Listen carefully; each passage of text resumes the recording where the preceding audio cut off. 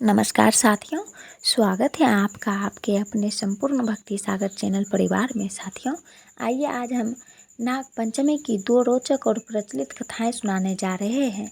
जनमानस में नाग पंचमी पर की विविध जनश्रुतियाँ और कथाएं प्रचलित हैं। नाग पंचमी के संबंध में ऐसे ही दो बहुत प्रचलित कथाएं हम यहाँ पर प्रस्तुत कर रहे हैं। साथियों, चैनल पर यदि नए हैं तो प्लीज़ चैनल को सब्सक्राइब कर लीजिए। बहुत मेहनत और लगन के साथ वीडियो बनाते हैं, इसलिए आपसे रिक्वेस्ट है वीडियो के अंत तक बने रहें। एक राजा के 7 पुत्र थे। उन सबके विवाह हो चुके थे।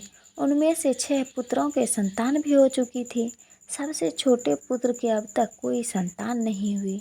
जिठानियाँ बांझ कह कह कर बहुत ताने देती थी। एक तो संतान ना होने का दुख और उस पर सास ननद जिठानी आदि के ताने उसको और भी दुखी करने लगे। इससे व्याकुल होकर वह बेचारी रोने लगती।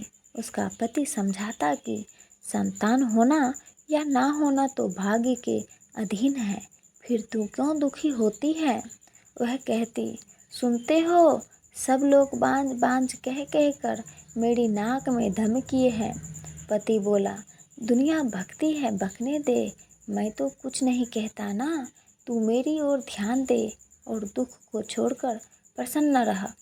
पति की बात सुनकर उसे कुछ सांत्वना मिली, परंतु फिर जब कोई ताने देता तो रोने लगती थी। इस प्रकार एक दिन नाग पंचमी आ गई।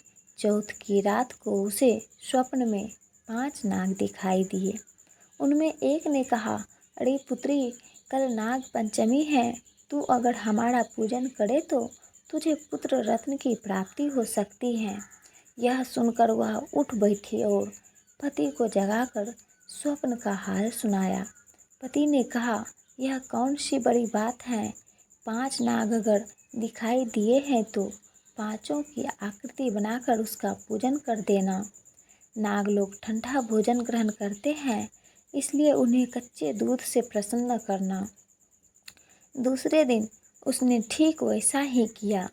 नागों के पूजन से उसे 9 मास के बाद सुंदर पुत्र की प्राप्ति हुई।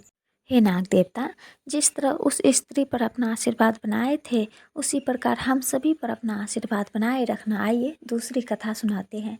किसी नगर में एक किसान परिवार रहता था।